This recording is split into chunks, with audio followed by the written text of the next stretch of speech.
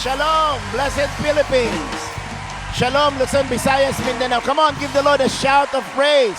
Yung pinakamatinding palakpak para sa hari ng Pilipinas. Woo! Welcome to the kingdom of God. Hallelujah! Woo!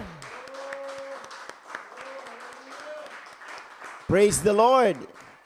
Isang pinagpalang umaga sa lahat. Welcome to the kingdom of God at tunay na ang Diyos ang nanggising sa atin. Hindi ikaw ang gumising sa sarili mo, kundi si Lord. And every gising is blessing to be a blessing. Amen? So may purpose pa si Lord. Bakit buhay ka pa? Yung iba hindi na nagigising. Kahapon, ang dami, alam niyo po, sa Facebook ko nakita ko ang daming mga umuwi na sa presensya ng Panginoon. Kasi bakit? Tapos ang kanilang assignment. Kung kaya naniniwala ako ng bawat isa ay na nabubuhay pa ay dalawa lang yan. Binibigyan ka ng pagkakataon ni Lord makapanumbalik sa Lord at gawin mo ang iyong assignment. Yung isa naman ay ituloy-tuloy mo ang assignment mo hanggang sa kanyang pagbabalik at maging tapat sa paglilingkod sa Panginoon. Amen? So, at the end of the day ng buhay mo ay hindi ka sa pastor haharap. Hindi ka sa asawa mo, hindi sa boyfriend mo o sino pa man. Pagdating ng panahon, sapagkat katulad ng pinag-aralan natin, ay merong book of record si Lord. Sa Lord ka haharap. Iba yung white throne judgment, iba yung judgment seat of God, of Christ. Iba po yun. At kaya po ang ating paglilingkod, ang ating inspirasyon ay walang iba kundi ang Panginoon lamang at sa kapangyarihan ng Banal na Espiritu. Amen? Hindi sa tao, hindi nakadepende ang ating pagsunod sa tao. Malaki ang role ng tao sa buhay mo, ang influence dahil sa kanilang leadership. Pero lagi niyong tatandaan. Naalala ko lang the parable of the hidden treasure. Sino ba alam again, the kingdom of heaven in the book of Matthew 13 verse 44. Again, the kingdom of heaven is like unto treasure hid in a field, the which when a man hath found, he hide it, and for joy thereof goeth and sell it all that he hath and buy it that field. Ang sarap pag-usapan po ang kaharian ng Diyos. Ito na lamang ang tanging mabuting balita na mabuting-babutian na mayroong kagalakan na walang iba kundi ang mabuting balita ng kaharian ng Diyos. Wala nang ibang mabuting balita sapagkat lahat ng kailangan ng tao, lahat ng gusto mong malaman at ng maganda ay nasa kaharian lamang. Sa mundong ito, hallelujah. Hindi nyo ba papansin, magbukas ka ng TV, magbukas ka ng Facebook, magbukas ka ng lahat ng equipment mo about news, talagang lahat ay nagbibigay ng pressure, lungkot, depression, stress sa mga tao na wala pa kay Kristo. Mabuti na lang, hallelujah, inunahan na tayo ni Lord bago dumating ang pandemic na yan sa buong mundo in the last days and dahil tayo nasa end time, hallelujah, sinecure tayo ni Lord at pinrotectionan tayo ng kanyang kaharian. That's why you need the kingdom of God because hindi mo kayang kontrolin ang circumstances sa buhay mo, yung situation. And yun ang tinatawag nating dominion na ibinigay ni Lord sa atin, the power to rule and to reign, the power to dominate every circumstances. Kaya nga po doon sa Genesis 1:26 na lagi natin binabanggit, bagamat lagi nating na-mention, pero dapat to talaga buhay natin, yung dominion, buhay natin, ang revelation, hindi lang pakinggan ang kaharian ng Diyos, kundi talagang hayag na ito ay naipapamuhay natin. You cannot express what you don't experience. You cannot give what you don't have. You cannot teach or hindi mo kayang ituro yung hindi mo naintindihan at kapag hindi mo naintindihan ay talagang hindi mapapasayo at hindi mo may apply. Ang kaharian ng Diyos, walang pupuntahan ang tao tahanapin kundi ang kaharian ng Diyos. Katulad ng lalaking ito, again, the kingdom of heaven is like unto treasure hid in a field, hid in a field, the which when a man hath found, nung natagpuan niya, he hide it. Itinago niya ito. Muna, tinakpan niya. And for joy thereof goeth and sell it all that he hath and buy it that field. Ang kagalakang ito, kasi sino bang ayaw ng treasure?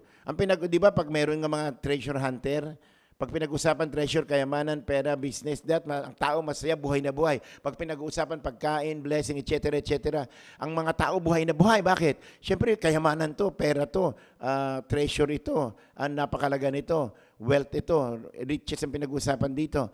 Pero pagka pinag-uusapan na yung paghahari ng Diyos, pagsunod sa kalooban ng Diyos, wala na. Tahimik na sila. Kasi bakit? Hindi mo naintindihan ang kaharian ng Diyos. Dahil kung sinasabi, ignorance about the kingdom of God, ibig sabihin ignorance, may darkness sa buhay mo. Merong influence ang demonyo sa buhay mo kung bakit hindi mo maintindihan ang kaharian ito. Alam mo ang nakakaintindi ng kaharian ng Diyos? Matik yan na pinamumuhay nila ang kaharian ito. Kasi meron ka pa bang pwedeng ipalit sa kaharian ng Diyos? Wala na. Ang daming hinahanap ng tao sa mundong ito. Naghahanap ng totoong pag-ibig, naghahanap ng totoong pagmamahal, naghahanap ng magmamahal, naghahanap ng mamahalin. Alam mo, hindi yun ang hanapin mo. Ang hanapin mo, seek ye first the kingdom of God and His righteousness. And all these things, hindi lang things ang kailangan mo, kundi yung dominion mo, pinakamalaga, yung original design, purpose ng Lord sa buhay mo shall be added unto you. Lagi kong sinasabi, the moment you understand the revelation about the kingdom of God, hallelujah, you will never be the same again. Bakit? Kasi lalakaran mo yung totoo mong ikaw, yung dominion mo. The word dominion means the power to rule and to reign, royal power, royal rule, to dominate and to control the earth. You cannot control circumstances. That's why you need dominion. Hallelujah. Sa buhay mo. The Spirit of the Lord is the Spirit of dominion spirit. Hallelujah. Bakit ka mo? Makinig ka maigi sa sasabihin ko ngayong umaga. Si Jesus, dinemonstrate niya yung dominion. Gumawa siya ng himala, kinurse niya yung, sinabihan niya yung fig tree na ikaw ay matuyo, hindi dahil sa siya ay Diyos. Diba? And seeing a fig tree, doon sa Mark chapter 11 verse 13, and seeing a fig tree afar off, having leaves, he came, if haply he might find anything thereon. Wala siya nakita. And when he came to it, he found nothing but leaves. Okay? So, bagamat ito ay figurative, this literal na fig tree yan, pero alam natin ang fig tree is Israel. For the time of figs was not yet. Okay, ulitin ko ulit. And seeing a fig tree, yung isang puno na fig tree, afar off, having leaves, he came, if haply he might find anything thereon. And when he came to it, he found nothing but leaves, walang bunga. For the time of figs was not yet. Verse 14, anak. Yan ang mga sa 14. Verse 14. Bless. And Jesus answered and said unto it, no man eat fruit of thee hereafter forever. And his disciples heard it. And they come to Jerusalem, and Jesus went into the temple and began to cast out them that sold and bought in the temple, and overthrew the tables of the money changers and the seats. Okay, the rest is history, sabing ganon. Nung nakita ng mga alagad, yung fig tree, narinig nila na sinabihan, kinausap ni Lord ang fig tree. So ano nangyari? Na matuyo ka at walang makikinabang sa'yo. And in the morning, as they passed away, they saw the fig tree dried up from the roots. Ano nangyari? Kinausap niya yung puno ng fig tree, natuyo hanggang sa pinakaugat. Listen very carefully. Makinig ka maigi. Sabi ng Lord, as alas Adam, si Jesus Christ as alas Adam, dinemonstrate niya yung hindi na i-demonstrate at nilakaran na in-stop ni Adam na pamamahala dito sa lupa. Sabi ng Lord sa Genesis 1:26, but on the sixth day then God said, let us make man in our image after our likeness, and let them have dominion. Let them control, let them manage, let them rule over all the earth. Pag ang Diyos ay nagsalita, batas na yun. Batas. Every word that comes out from the mouth of a king, it become a law. Para po sa ating mga bagong tagapakinig. Kasi ang target natin dito sa programang ito ay hindi ay yung mga bagong tagapakinig para ma-share natin ang message ng kingdom. Kung kayo po ay alam nyo na ang kaharian ng Diyos, pray for them and pray for us na marami pang makapakinig at madala ang mensaheng ito sa buong mundo. Hallelujah. So let them have dominion, royal power, royal rule, the power to rule and to reign over all the earth. Sabi noon, ulitin ko ulit, sabi nga, and God said, let us make man in our image after our likeness, and let them have dominion over the fish of the sea, and over the fowl of the air, and over the cattle, and over all the earth, and over every creeping things that creepeth upon the earth, over all the earth. So, nung binitawan ito ng Diyos sa tao, makinig kayo maigi, nung binitawan ng Diyos ng Lord sa tao ito, hindi niya na pwedeng bawiin. So, ikaw ang tao ngayon, earth is the extension of rulership of Christ through man sa pamagitan natin. Maliwanag ba yun? Ha? Hello. The highest heaven belongs to God, the earth belongs to man. So, ang binigay ng Lord sa tao is dominion. Ito yung sayo. Pero nung ito ay nag-rebelde si Adam and Eve, nilagyan sila ng seed of rebellion ng demonyo, nagkaroon sila ng pride, na gusto nilang ihiwalay ang earth sa heaven. Dinisign ni Lord ang earth, ang heaven na lagi magkasama. Thy kingdom come, thy will be done on earth as it is in heaven. The heaven is my throne and the earth is my footstool. So, lagi magkasama, binabanggit, ang heaven ay mawawala at ang earth ay mawawala. Subalit ang aking salita ay mananatili. Totoong mawawala, maglalaho. Pero gagawa ulit si Lord ng new heaven and new earth. Amen po mga tagapakinig. Amen po, hallelujah. Shalom sa lahat ng mga nakatune in, sa lahat ng mga excited sa umagang ito, sa lahat ng mga talagang seryoso na maintindihan yung plano, yung God's plan and purpose sa buhay natin, our identity. So everything was lost nung dinisobey nila ang Diyos, nagrebelde sila, everything was lost. Kaya tingnan nyo ang problema ng tao ngayon, kahit sa quote-unquote sa mga churches, sa family, kahit saan, everywhere sa buong mundo. Ano ang pinakamatinding problem ngayon? Rebellion. The word sin is equals to rebellion. Yung pagsunod mo sa sarili mong kalooban. Kaya ayaw nila ng kingdom kasi bakit? Kasi pag ikaw ay nasa kanan at dumating ang kaharian ng Diyos sa'yo, hindi na ikaw ang masusunod sa buhay mo, kundi ang Diyos na ang hari na. Palakpakan nga natin ang Panginoon. Come on. Yung malakas na palakpak para kay Lord. Alam mo, hindi takot si Satan sa mga bagay na ginagawa or activities ng mga mananampalataya o ng mga Christians. Hindi siya natitinag dyan, hindi siya takot dyan. Gumawa ka na lahat ng activities. Pinakamagandang activities, gawin mo na. Pinakamagandang conference, gawin mo na. Lahat ng activities na gusto mo na pamparami ng tao, gawin mo na. Pero tandaan mo, sa lahat ng ayaw ng demonyo na marinig niya, na makita niya, ay yung ipinapangaral ang mabuting balita ng paghahari ng Diyos. In the book of Matthew 24:14. Kasi bakit? Sabi ng Bible, and this gospel of the kingdom shall be preached unto all the world for a witness unto all nations.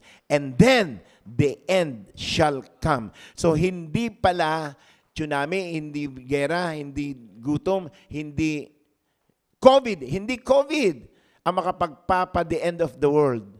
Kaya nga po ito ang aking laking binabanggit. Hindi ako nagsasawa na banggitin ito paulit-ulit. Ang magpapa the end of the world at magpaparito ng Panginoon ay walang iba kundi ang pangangaral ng ebanghelyo ng kaharian ng Diyos. Kung ako sa atin mga taga-kaharian, ako lang sa akin lang ito, mas maganda ng kung naintindihan mo na ang kaharian at meron ka ng knowledge and understanding and wisdom, go and make disciples of all nations. Huwag ka na magpatumpik-tumpik pa. Ipangaral mo ng mabuting balita. Ang dami mo nang narinig. Ang dami mo nang inatinan. Ang dami mo ng conference. Ang dami mo nang binasa. Ang dami mo na lahat na pinuntahan. Nakinig ka na sa online, etc. Ang aking sasabihin sa inyo, go and make disciples. Ang programang ito ay para sa mga kaibigan natin na kung saan gustong makapakinig at matuto ng kaharian ng Diyos. Kung alam mo na ang kaharian ng Diyos, mag-go ka na and make disciples. Paano mo isusustain ang kaharian ng Diyos? Through your personal secret place. Our our priority in relationship sa Father ay ang makipag-ugnayan sa Ama in prayer. In prayer.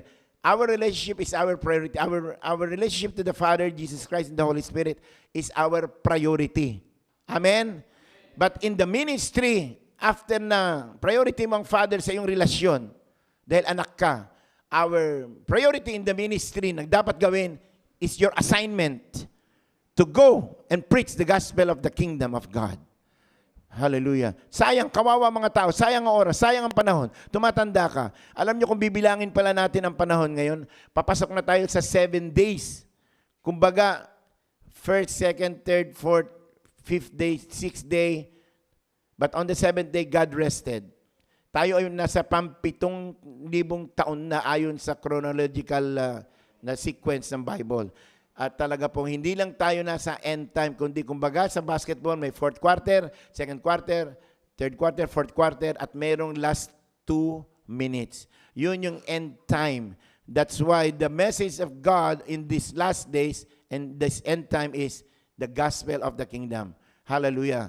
Na napakahalaga na sa lahat ng ayaw ng demonyo na ipangaral ng mga mangaral, ng mga pastor at makinig at ayaw ng demonyo na maintindihan mo ay walang iba kundi ang pangaral ng ebanghelyo ng kaharian. Bakit? Kasi pag naipangaral na ito sa lahat ng dako, the end shall come. Tapos na siya. Hallelujah. Kaya po, ang ginagawa, ang dami pang mga quote-unquote, ang daming mga mananampalataya, dinidelay kung ano-ano pang mga activities, kung ano-ano pang message, kung ano-ano pang mga ginagawa. Hindi nila alam, dinadaya sila ng kaaway na wag mo ituro yan, wag mo ituro yan, wag mo ituro yan. Huwag ka mag-focus sa kingdom. Kung ano-anong gawin mo. Naku po kapatid, hallelujah, mag-ingat tayo. Kasi total, mamamatay ka lang rin. Tatanda ka, mamamatay ka. Wala ka naman magagawa. Kita nyo, ang daming nga pong pastor na umuwi na. Ang daming mananampalataya na umuwi na. Total, ganun lang rin ang mangyayari. Itodo mo na ang paglilingkod mo sa Lord. Huwag ka na magpatumpik-tumpik. Huwag ka na mag-reserve. Dahil mahal ka ng Panginoon. Si Lord nung namatay sa krus para sa iyo, i-restore ka sa kaharian ng Diyos. Bayaran ang ating kasalanan. At hinagupit at nag-suffer para sa ating mga kasalanan to restore us sa kaharian ng Diyos. Wala siyang ni-reserve. All right reserved sa iyo. Dapat ganun ka rin. All right reserved kay Lord para sa kaharian ng Diyos. Isang minutong palakpak para sa Panginoon. Come on, come on, come on, come on, come on. Hallelujah! Come on! Give the Lord a shout of praise.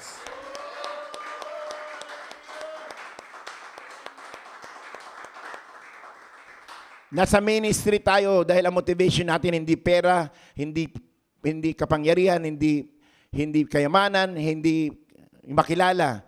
Ang motivation sa atin is the love of God. It is the love of God that constrains us. Wala nang iba, kundi ang pag-ibig ng Diyos. Hindi pagpapayaman, hindi para sumikat, hindi para kung ano-ano pa man. Dinadala natin, in-extend natin ang kaharian ng Diyos upang sa gayon, hallelujah, ang mga tao ay manumbalik sa Lord. Ang daming may mental illness ngayon, mga nagpapakamatay, mga stress.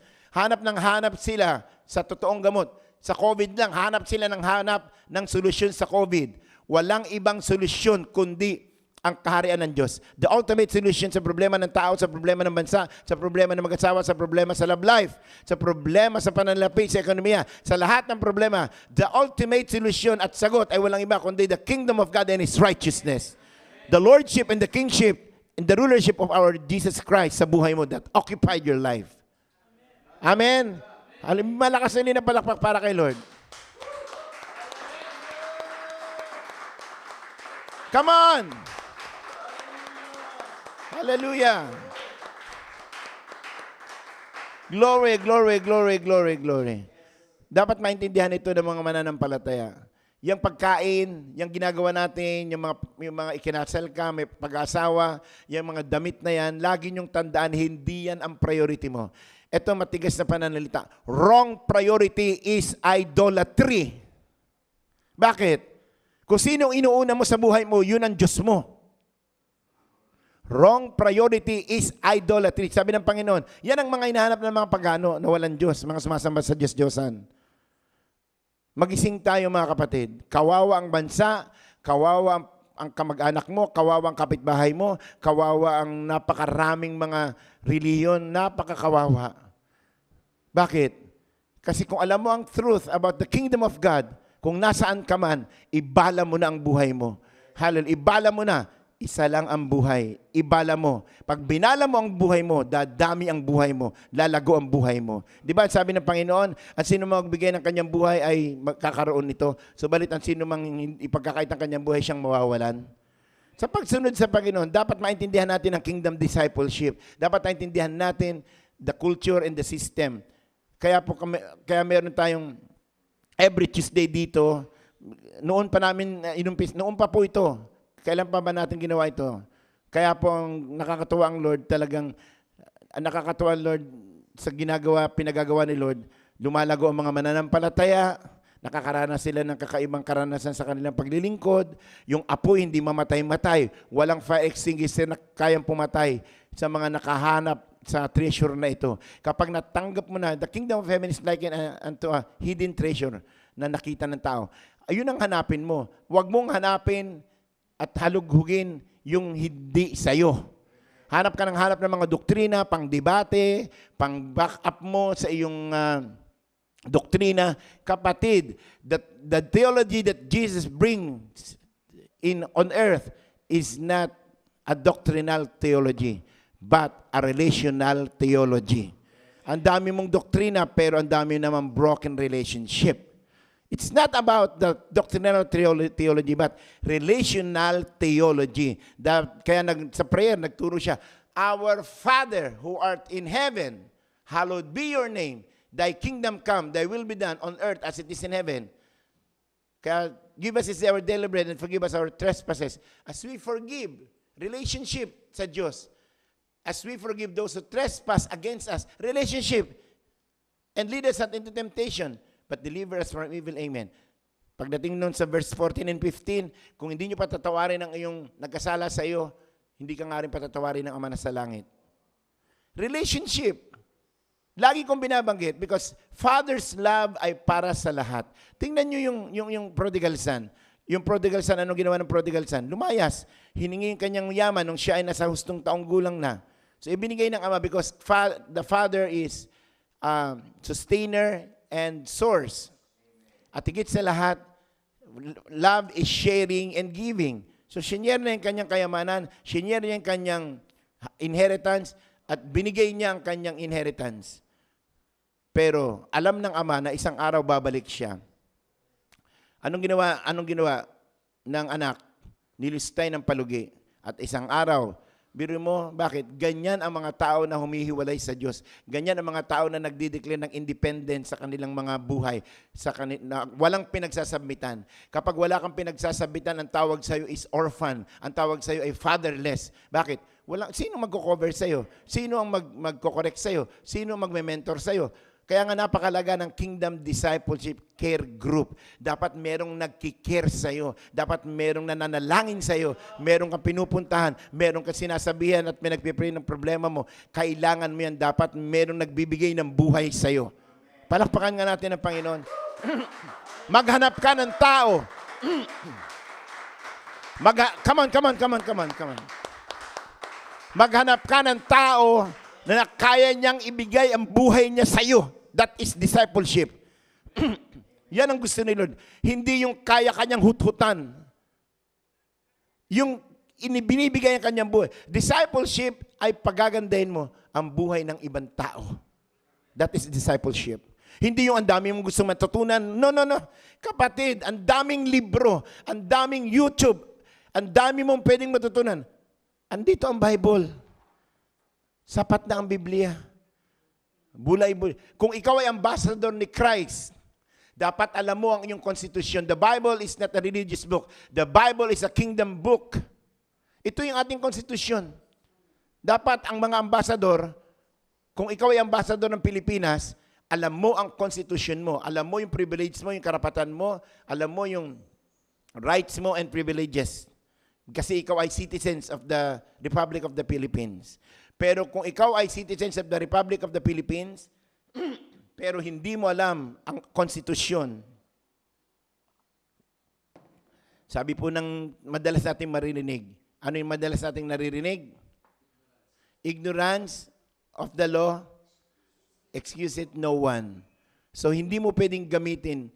Kaya kita mo, pinipilit ng demonyo na tayo ay huwag aralan ng konstitusyon ng bansa, pati sa mga karapatan mo. Bakit? Para hindi mo magamit.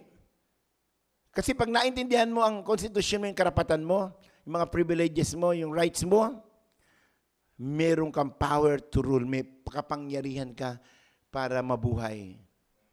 Na pinoproteksyonan ka ng batas. Pinoproteksyonan ka ng konstitusyon. Hello? So, ganun din. Kung tayo sinasabi mong you are ambassador of Christ, you are ambassador of the kingdom, dapat alam mo ang konstitusyon mo. Alam mo ang Biblia. Hallelujah. Palakpakan natin ang Panginoon. Come on! Come on! Mga kapatid, ang sarap mabuhay sa kalooban ng Diyos. Lagi niyong tandaan, sabi ng Panginoon, sabi ng Lord, hindi lahat ng tumatawag sa akin, Panginoon, Panginoon, ay makakapasok sa kaharian ng langit. Ang dami mong binabasang libro, Bible nga, hindi mo pa nababasa from cover to cover. Masarap magbasa.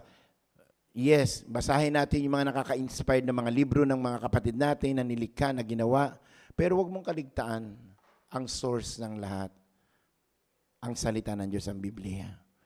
Ito ang ating constitution. Hindi ito religious book. Ito po ay kingdom book na galing sa isip ng Diyos na pinasulat sa iba't ibang klase ng tao, sa iba't ibang panahon na inspired by the Holy Spirit. Amen? Kaya gusto na, alam mo, isa lang naman ang gustong gawin ng demonyo sa atin, mga kapatid. Gawin kang ignorante. Kaya maraming ignorant kings. Hari ka pero kung mabuhay ka, katulad yung prodigal son, biro mo, anak siya ng hari, pero kung mabuhay siya, alipin. Baguhin natin ang isip natin. Nag-i-start ang pagbabago, mag-i-start sa isip. That's why sabi ni Lord, inumpisahan ni Lord ang pangangaral ng Ebanghelyo, Matthew 4:17. Repent!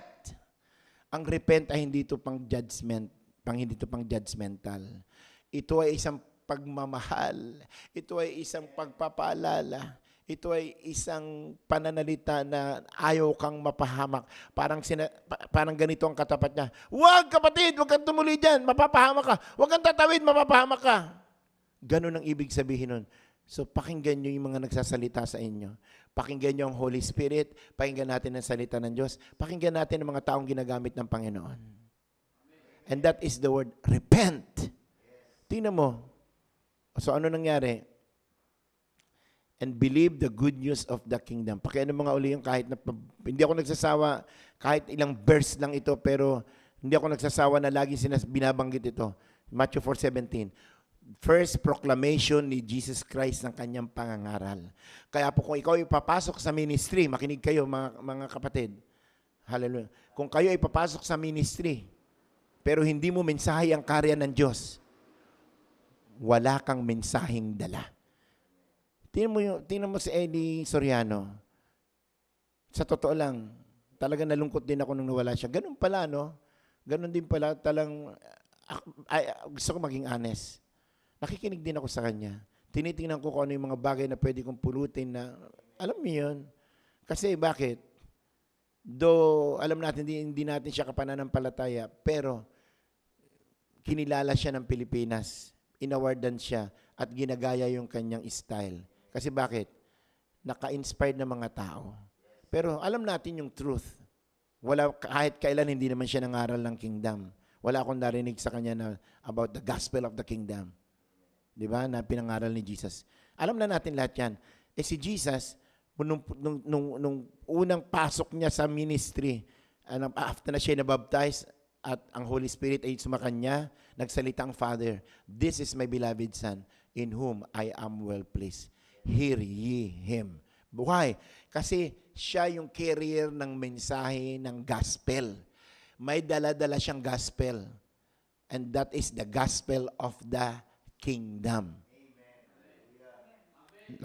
Kaya sabi niya, from that time, Matthew 4:17, Jesus began to preach. Nagpasimula siyang mangaral. Anong pinangaral niya? And to say, repent, go back to your original position, to your higher position. Change your thinking, change your mindset. Magsisi ka sa kasalanan din. For the kingdom of heaven is at hand, has come, is here. So available na po ang kaharian ng Diyos ngayon. Hallelujah. Available na ang kaharian. Hindi yung darating pa lang ang kaharian. No. Iba yun. Yung the now kingdom has already come. That's why, sinasabi ko lagi, your best, sabi natin madalas ng araw, the best is yet to come. Yes, it's true, but your best has already come the moment the kingdom of God ay nakita mo at natagpuan mo. Kasi yung lalaki na text natin, natagpuan niya yung kaharian, that in treasure. At nung nakita niya ito, sa joy niya, tinakpan niya ito at umuwi na may joy. Parang sinasabi niya ganito, sinasabi niya, I found it. Natagpuan ko na, nakita ko na, nasa akin na. Woo! Hallelujah! Hallelujah! Nakita ko na, natagpuan ko na. Umuwi. Pero kinakailangan bilhin niya yung lupain na yun kasi merong may-ari. Anong ginawa? Kasi nag-seek siya. That's why sabi ng Bible, seek ye first the kingdom of God. Ang isik mo, kaharian. Huwag mong isik yung gwapo, maganda, pagpogi, God's will. Pagpangit, curse. Kung ano-anong hinahanap ng mga kabataan, ng mga kalalaki, ang hinahanap mo, doktrina, panay ang research mo sa Bible para panlaban, pang-debate. Hindi yung ganun. Ang Bible ay hindi yung pandebate yan, kundi para ipamuhay mo ng matuwid sapagkat ang gusto ni Lord, mabuhay tayo ng matuwid. Tingnan mo sa Revelation chapter 19, yung inimbitahan sa isang piging ng kasalan na mayroong uniform, mayroong damit, fine linen robes, alam nyo, sabi, which is the righteousness of the saints. Hindi pwede because the kingdom of God is a kingdom na kusan ay, sabi ng Romans 4:17, di ba? Lord, the kingdom of God is not a matter of eating and drinking, but righteousness, peace, and joy in the Holy Ghost. That's the kingdom of God. Righteousness. Because our Father is a Father na kung saan ang kanyang kaharian is a righteous government. Ito ang sagot sa korupsyon. Nakulakasan nyo. Ang korupsyon, hindi lang naman yan sa pera. Kung ang oras mo, sinasayang mo, tawag sa'yo, corrupt. Kung yung buhay mo, sinasayang mo, hindi ka mabuting katiwala, ang tawag sa'yo, corrupt. Kasi bakit? Hindi mo minamanage ng tama in the kingdom context ang iyong buhay. Hindi masamang magpahinga. Pero kung puro pahinga, puro kain, kapatid, hindi na nakabubuti sa Lord yun. Hindi nakabubuti sa iyo. Amen? So napakalaga na maintindihan natin yung ating purpose, identity, potential, destiny, at kung sino man tayo ngayon dahil sa kaharian ng Diyos. Dahil kay Kristo na siyang namatay sa krus, inilibing at muling nabuhay. Hallelujah. Palakpakan natin ang Panginoon. Tingin kayo sa akin. Meron, side lang ito, yung segue lang ng konti ito. Segue. Hallelujah. So, are you there? So, pwede ba mag-comment ang lahat ng mga naka-tune in? Gusto ko kayong marinig. Gusto ko kayong marinig na, Pastor, yes, clear and sound. Hallelujah. It's clear and sound. Alam nyo, ito yung tanong. Yung bakit namatay si Jesus, okay na yun, nasagot na yun. Pero itong tanong, bakit siya inilibing?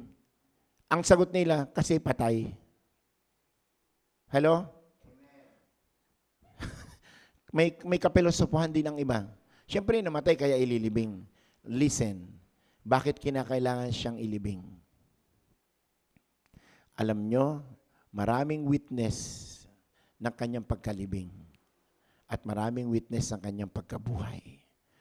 Marami ring witness ng kanyang kamatayan sa cross. Yung grace ni Lord, para ipadama niya sa iyo, yung kanyang superabounding grace, effortless, wala kang ambag sa biyayang ito, upang ikaw ay magkaroon ng first step ng iyong pananampalataya sa pangkaharian at ibalik ka ma-restore sa iyo ang kaharian ng Diyos. Makinig kami, game.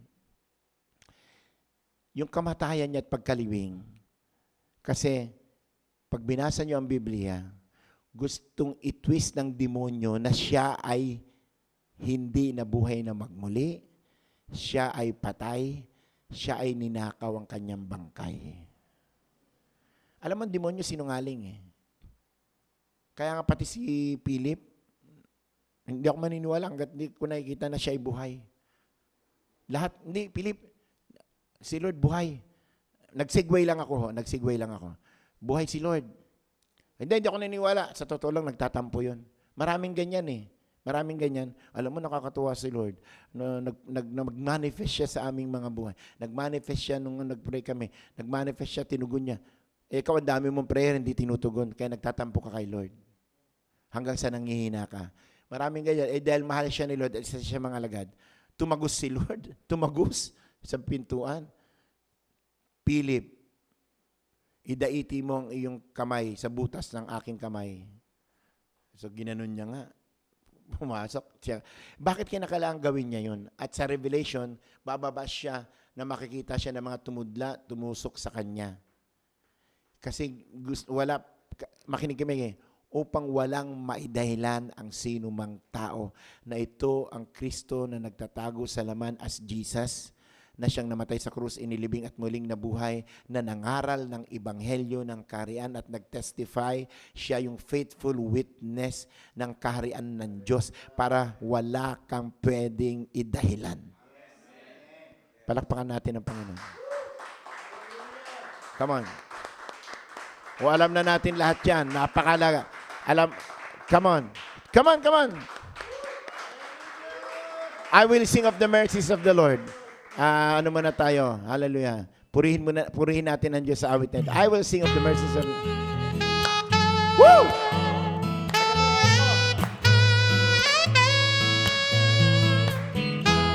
Come on! Lahat ng mga kamay. Let's celebrate! Here we go! I will sing of the mercies of the Lord. I will sing. I will sing of the mercies of the Lord. I will sing. I will sing of the mercies of the Lord. Forever I will sing. Forever I will sing. Come on. Of the mercies of the Lord. Woo!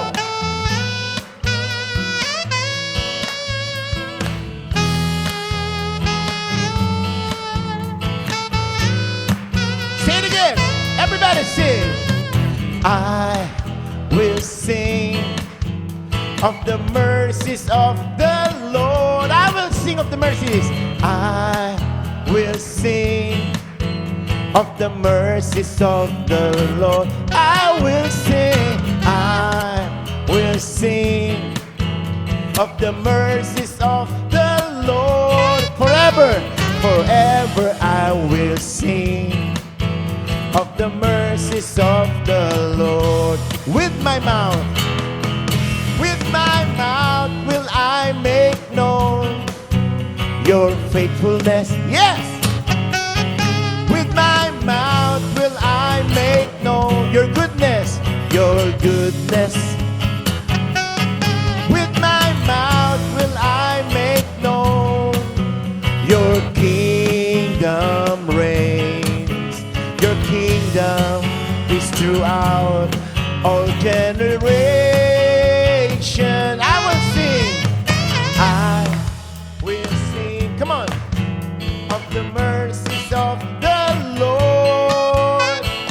I will sing of the mercies of the I will sing. I will sing of the mercies of the Lord.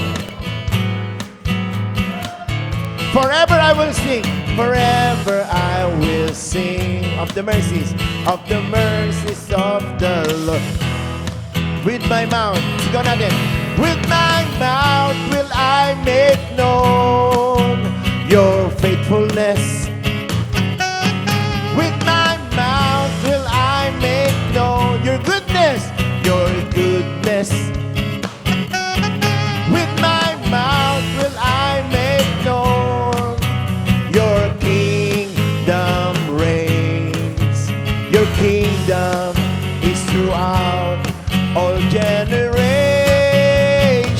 Lahat ng mga kamay, come on! Woo! Hallelujah!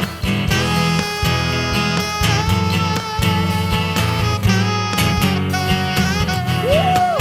Glory!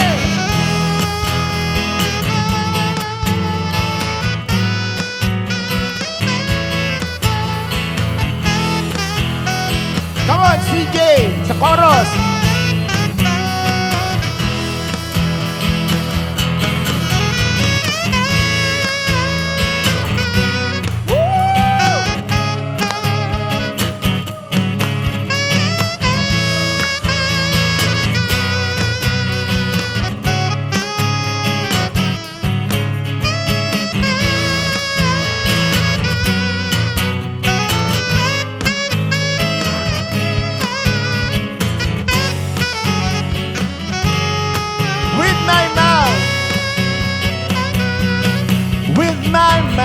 Will I make known your faithfulness? With my mouth will I make known your goodness. With my mouth will I make known your kingdom reigns. Your kingdom is throughout all generations. With my mouth will I make known. Shout it! Your faithfulness. With my mouth will I make known your goodness. With my mouth, your kingdom reign. Your kingdom is throughout all generations. I will sing of the mercies of the Lord. I will sing of the mercies of the Lord. I will sing of the mercies of the Lord. Forever I will sing of the mercies of the Lord. Come on. Forever I will sing of the mercies of the Lord. Forever I will sing. Forever I will sing of the mercies of the Lord. I will sing and I will rejoice. I will sing and rejoice to my God, my Savior. Come on, lahat na naka-tune in, lahat na nakikinig, open your mouth and bless the Lord your God.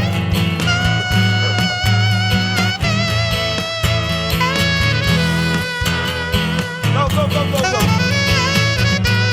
You are holy, you are mighty, you are awesome, you are righteous in your ways. Holy Spirit, Abba Father, Lord Jesus Christ, hallelujah. Oh, oh, oh, oh. Shara ba ba ba ba ba ba ba ba ba dere. Shandara sikara ba ba ba ba ba ba ba ba ba ba ba ba ba ba ba dere dere. Hallelujah. Hallelujah. Hallelujah. Hallelujah. You are awesome, Lord, in this place. You are holy. You are mighty.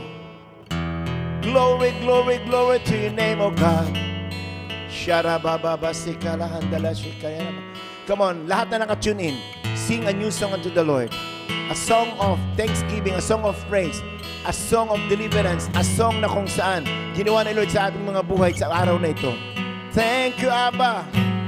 Thank you, Abba. Napakabuti mong Diyos. Ama, dakila ka. Sharabababa.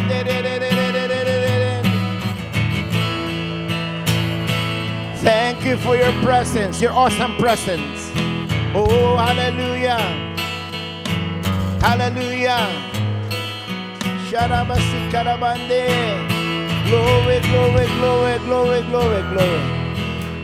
Sa iyong kagandahan, O Diyos, at sa iyong kabanalan kami ay sasamba sa iyo. Hallelujah, Father God. Thank you, thank you, thank you. You are awesome in this place, Lord. Oh, Sharabahandala Sikara. And I release right now the spirit of boldness, the spirit of intimacy, the spirit of worship, the spirit of prayer sa bawat isa sa atin ngayon. After mong marinig ang message ng kaharian, you will never be the same again. Wala ka nang sasayangin sa buhay mo. Bawat oras ay iti-treasure mo. Hindi ka manghihinayang na iwanan yung mga bagay na alam mong ikakapahamak mo. Alam mo, nahahawak mo na hindi para sa'yo. Hanapin mo ang nawala sa'yo, and that is the dominion. Hanapin mo, hayaan mo ang mag-take over ng Holy Spirit sa buhay mo. Hallelujah. Hanggat hindi nagtitake over ng Holy Spirit sa buhay mo, hindi ka makakalakad sa makapangyarihan pagkilos. Si Lord, hallelujah, inactivate niya yung kanyang dominion as a man. Kinausap niya ang halaman, natuyo. Kinausap niya ang bagyo, kumalma. Kinausap niya ang isda, nag-provide ng pangangailangan. Pinag-pray ang pagkain, ang 5 tinapay at 2 isda, 5,000 ay nakakain lahat. Hindi dahil sa siya ay Diyos. Listen very carefully. Because the Lord was with him. The Holy Spirit is with him. In him. Eh, ang Espiritu na tumira kay Lord ay hindi ng Spirit na tumira sa atin. Walang pagkakaiba. Ang problema lang natin minsan, ignorante ka sa iyong mga privilege, sa iyong rights, sa iyong benefits. Ignorante ka about your identity of who you are in Christ. Hallelujah. And sometimes, kaya hindi nagmamanifest because of sa isang attitude or kasalanan na hindi mo maiwan-iwan. So mga kapatid, hallelujah, lagi mong tandaan, ang sarap mabuhay sa dominion. Lahat ng circumstances sa buhay mo ay dadaanan mo lang. Di ba meron akong sinabi nung araw pa na kung meron kang pinagdadaanan, daanan mo lang, huwag mong istambayan. Sabi ni David, though I walk through the valley of the shadow of death, I will fear no evil, for thou hast with me. Hallelujah. Surely goodness and thou preparest a table before me in the presence of mine enemy. Thou anointest my head with oil, my cup runneth over. Surely goodness and mercy shall follow me all the days of my life, and I will dwell in the house of the Lord forever. Ba't mo pipiliting mabuhay? Huwag mong piliting mabuhay. Kaya mo pinipilit mabuhay para kang survivor. Kasi hindi ang Holy Spirit, hindi ang kingdom ng God, ang prinsipyo ng kaharian, ang iyong ina-apply sa buhay, kundi yung sarili mo pa rin. Hallelujah. Yung trabaho mo, added lang yan. Gawin mo yung 8 hours. At yung kinakailangan mong mang-influence sa loob ng sa loob ng work place mo, gawin mo. Minsan ka lang magkatrabaho, pwede kang mawala, pwede kang matanggal. Ang tanong, nakaka-influence ka ba? Naalala ko lang nung araw, bago pa lang ako sa Panginoon, pumasok ako sa UP, sa Marine Science Institute. Kasama ko mga researcher. Pagka walang ginagawa, okay lang naman din na nandun ako sa greenhouse. Andun yung mga species ng mga pinag-aaralan nila tungkol sa marine. Kung gaano dumi ang dagat. So ako naman, nagbabantay ako doon, nagbabasa ako ng Bible. At pag may pumapasok, hindi maaring hindi ko sharean. So marami rin ako na-influensyan dyan noong 1980s, 83. So mga kapatid, kung saan ka man pumunta, you are mandated to extend the kingdom, the territory of the Lord sa buhay mo. Tandaan mo yan. Lahat ng pinupuntahan mo may dahilan, may purpose. Pero nga ako, paano nga ng tubig lang?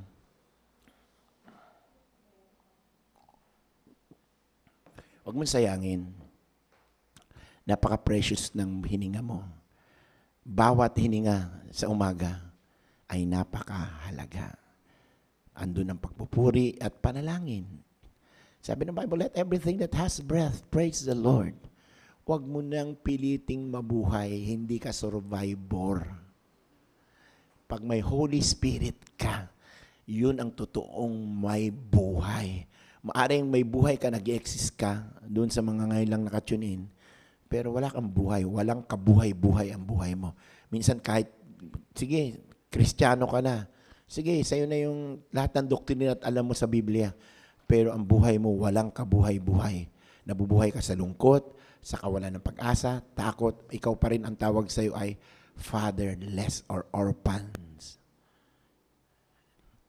Stop it. Enough is enough. Now is the time. Mga bless yung music natin. Enough is enough.